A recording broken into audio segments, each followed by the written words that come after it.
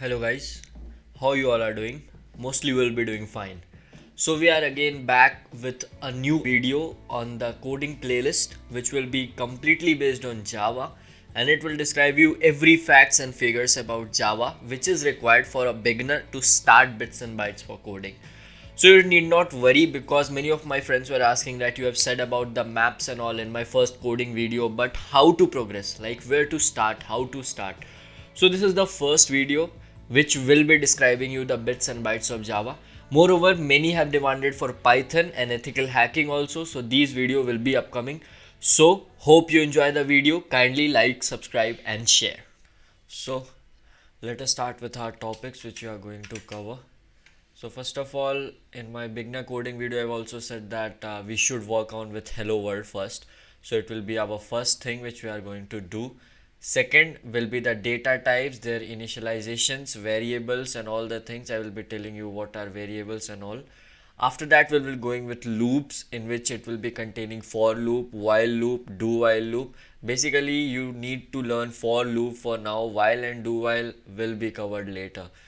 Next, conditionals using if, else and switch case. And at last, this will be our main topic for today, that is functions. And functions will be again classified into two things, that is definition and calling. So let us quickly begin our IntelliJ.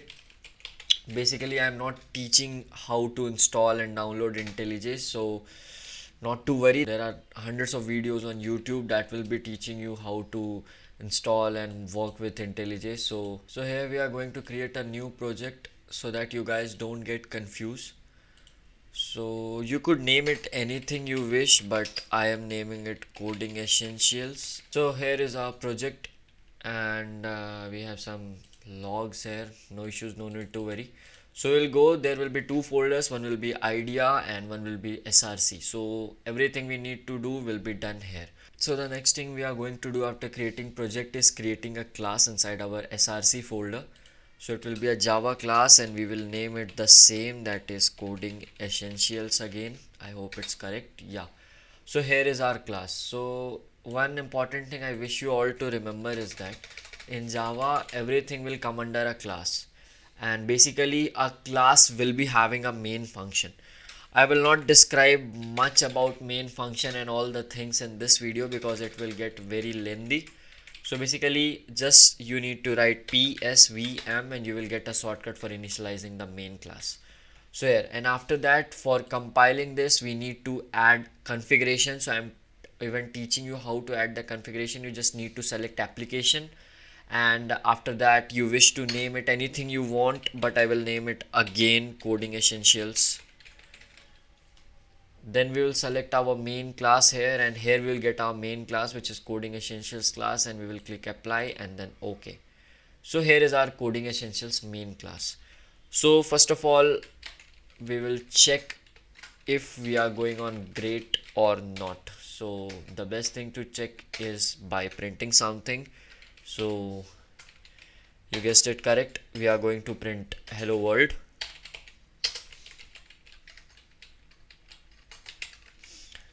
So let's see if we have done it right or not.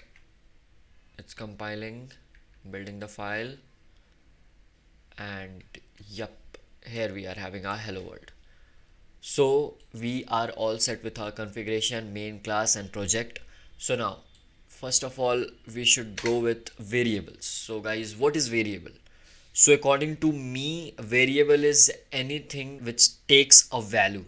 For example, if you are student, if I'm student, the variable for me will be like name. So name can be anything for a particular student. It can be Prajwal, it can be Aman, it can be anything. So name is a variable. Similarly, age can be a variable. So in Java we can have any name for any variable. So for example, if I classify int num1, it is a variable and it can have any value like 20, 30, 40, 50, anything you can think of. So now if we print it out, okay, so again system.out.println and it's num1. So let's see what we'll get, and basically you guessed it correct, we will be getting the num1's value, that is 20. So two things you have been taught here. First is variable, like how we initialize the variable, this equal to is an assignment operator. So you are assigning particular variable a value. For example, name, if a variable, if you are writing name is equal to Prajwal, you are assigning a value to that particular variable. So we are done with variables. Now you have seen this sentence 2 or 3 times which I have typed, that is system.out.println. So this is the output statement in Java. Basically, you just need to remember this out word is that it's giving out something. So here system.out.println will do nothing but just print something which is written in this bracket. It can be anything. It can be a string entity, which I have done before in that writing hello world in this. Anything you will write, it will be printed out. So again, moving forward, we are done with this hello world. We are done with variables. Data types is remaining. So basically this int is a data type. Again, going on, int is a data type. Similarly, we have double as a data type. Double is a decimal character. Float again is a decimal character, but they are having different lengths. Double and float are having different lengths. Again, we have in Java string as a data type. In a string, you can put any value which consists of letters and words. For example, Prajwal can be a string, and a string has a feature of adding alphanumeric characters too. So you can add Prajwal 1, 2, 3, 4. Anything can be string. Again, we have a character data type here. So you need not worry about these all things. If you are a beginner coder, you can go on with int and you can go on with string. So again, moving on, we have this loops. So let me tell you what is loop. So here, like taking a little example, you have got this num1, and while we are running this program, we are getting one output, that is 20. What if I want to print this 20 10 times or 20 times, any times I want? So here comes the loop. Loop is something which repeats itself.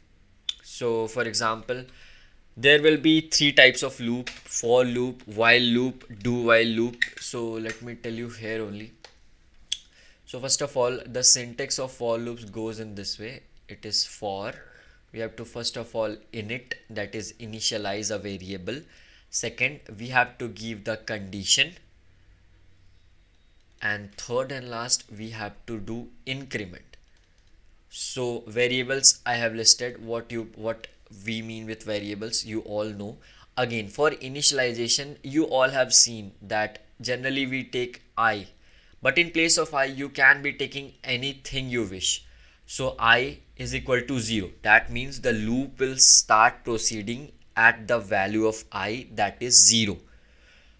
Again, condition will be something that will be telling when to stop the loop. Like if for example, I have said that I have to print this num1 10 times, but what if I don't give the condition? It will not stop at 10, it will go on repeatedly. And again, in Java, syntax matters a lot. So if you are not giving condition, mostly your code will go and crash. So here, if we want to run our code up to 20, so we have initialized I with 0. Again, we will do I less than 20 so that it runs up to 20 times. And again, increment is something which is done after this complete line of codes is executed. First of all, I will be initialized to 0, which will be done one time. Then it will be checked that whether I is less than 20 or not. So in first condition, I will be 0. So I will be less than 20. So this lines of code will be done. And after that, increment will be there, which will be I plus plus, which means that we are just increasing the value of I one time. So the code will be done like this. Int I is equal to 0. First of all, so the code moves on like this. It will be nothing but print I. Or even in Java, we need to write that SOP, that is system.out.println, and it will give its output. So let us do the same thing here. We will do for, and we will write I is equal to 0. Again, we will give the condition, that is I, which is less than 20, and I plus plus. So what we need to do 20 times is to print our num1. So we'll do nothing but write this statement over here, and let's see if we are getting our output or not. So it's building, and yep, it has been completed. So let me see. Yep, it is 20 times.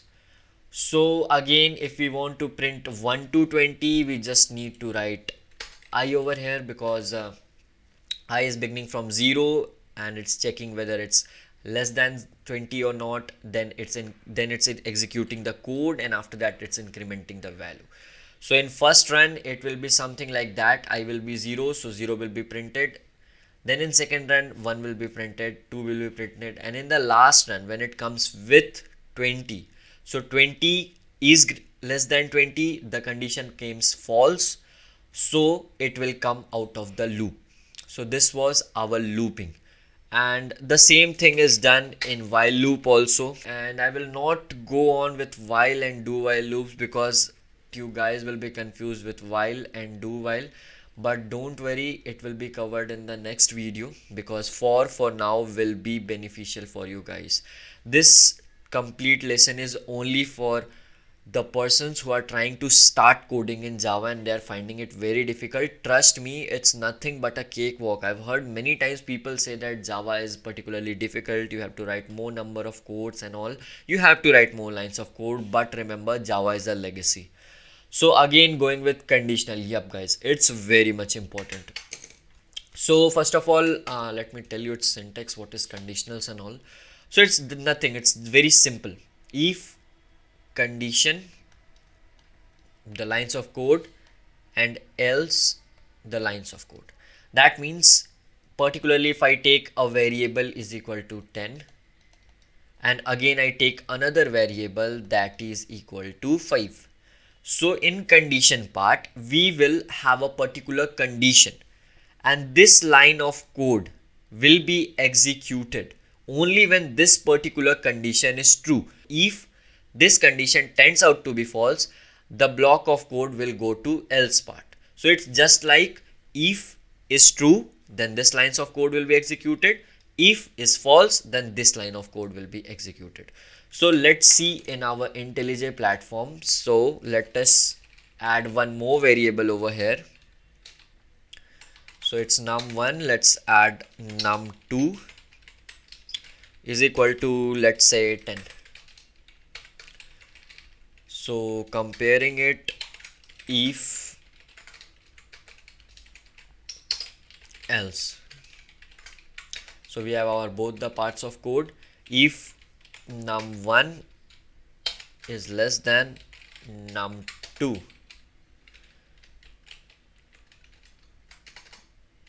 system.out.println, the loop is going in if clause, and again we will print the different line here, that is the loop is going in else clause. So let's see if it's working or not. So first of all, let's comment out this, because it will be giving us lots of output here.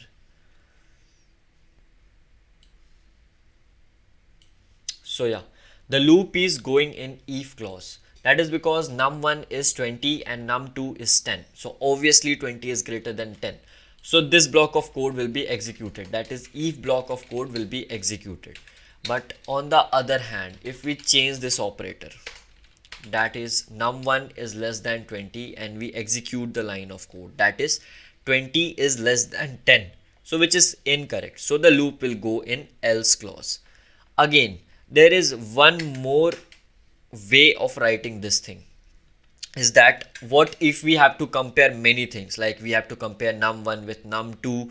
Again we take one another variable, that is num3. I have done this by Control D, and in Mac you can do it with Command D. Basically these shortcuts will help you a lot. We will take it 30. Now what if I have to verify this condition of num1 with two different variables, that is we have to compare num1 with num2, again with num3. So this will not be giving the output. This will be giving output only for num1 greater or less than num2. So if we need to do that, we again have a slight different thing, is that we will write here else if, and again we will give condition, and this line of code will be executed.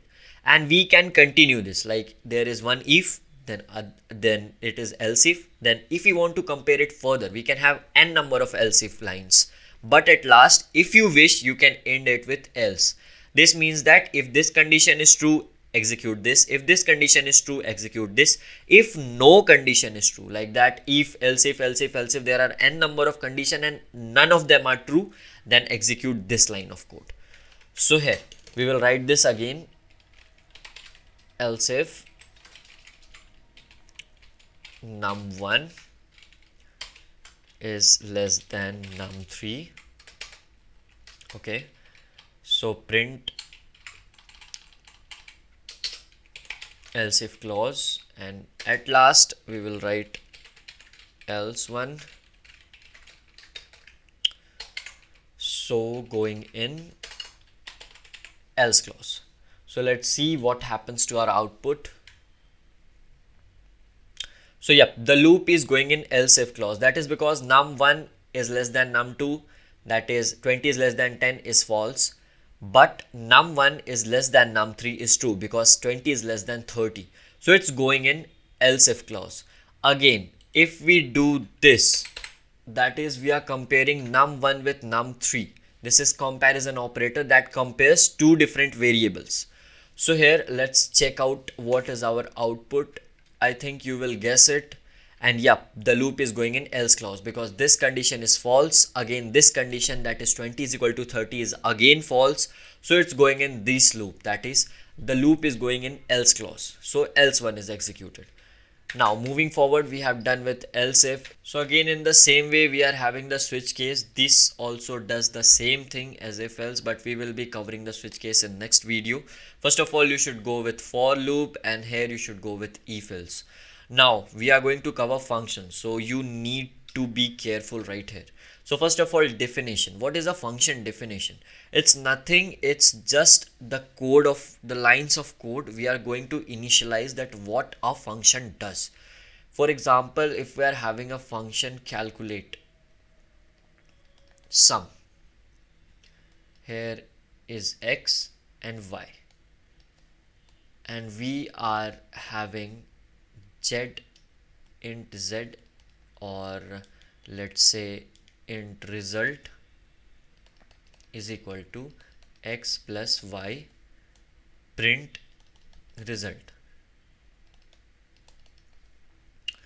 So this is a function definition. Basically we are having here public, void, and all those sorts of things. I will be explaining later in next videos. But for example, we are having this function that is calculate sum, and it's calculating the sum of two numbers that is supplied to the function parameters. This is function parameters. That is, if I am asking this particular guy to calculate sum of two numbers, and I am supplying him two numbers, and he is giving me out the output. So now let us move into our IntelliJ and right away create a function. So remember one more thing, that the function always will be outside the main. So let's code it, that is public void calculate sum. So yeah, here we will be having two parameters. As I said, that we are supplying that guy two numbers, num1 and num2. We are having this data type also before the function, so that the guy knows that yeah, he is going to have a int variable. So now we will be just doing one thing, is that int result, we are again initializing one more variable, and we are giving it the two parameters, num1 plus num2. So here we are, and we will just print this out. So it will be system.out.println result. So yeah, here we have coded our function, and let's run the code and see what happens. Tada! Nothing happened. You will be guessing why. Because we have only defined the function. That is, this is nothing but function definition. Again, we are having with one more concept that is left, that is this one. which is function calling. Like if we are only defining a function, it is good for nothing. We have to call it, and this calling will be done in the main part. So here the calling will be like calculate sum, and we will be supplying this guy these two parameters. Now you will be thinking that once we are giving this the two numbers, then why we need to give it again? Actually, going into our IntelliJ, we can see that this num1 and num2 just a parameter, that is we are not having any particular value. We are just initializing it to function, and we are saying that these two numbers you will get, and you will just have to add it, store it in a variable called result, and you have to print out the result. So the function is thinking that yeah, I am going to get these two numbers, so we have to supply the two numbers to the function. So in this way we are going to supplying the number, that is x and y, and this will be the function calling. So any function executes after it is being called. So let's see, we will be able to call our function or not. Calculate, basically I will need to make it static. So static void. So yeah, now we will be able to call it calculate sum num1 comma num2. So we are supplying our function with the two variables, as I have said earlier. Now you will be guessing what is this static, what is this void, what is this public, and all the things. You need not worry about anything right now. I'm just teaching you how to write bits and bytes of code. But let me tell, public is an access modifier. That is, there are 2 or 3 kinds of access modifier, that is public, private, protected. So public tells us nothing but any other class except this class can access this method or not. This is set by public. Again, static is a contextual type which says that whether the values can be modified or not. Again, that void is that the function is not returning anything. So if we write int here, so we need to return something from this function, that is return, we can say result. So basically in main function we can have this result to us, but right now we are not having any result in our main function, we are just printing it out. So let's for now delete this lines of code and just say void. So let us run it, and here we have that is 30. So 20 plus 10 is 30, and we can see that our calculate sum function is working correctly. So now today we have learned 5 different things. That is, first of all, writing hello world, which you guys should try. Again, that is data types, variables, and their initializations. Loops, for instance, we have learned the for loop, while and do while. I assure you I will cover in next videos. And again, conditionals, in that we learned the if else ladder, that is said, that is different if else, if else, if else. So this is the if else ladder. And at last we learnt about the function definition and calling. So these are all the facts and figures we learnt in. Stay updated with more videos because we will be going to update it sooner. So let us meet in the upcoming video. I hope you like the video, so kindly like, subscribe, and comment any doubt and any video suggestion you want me to make. Basically I will be making video on networking, ethical hacking, these Java codings and all the things. So take care.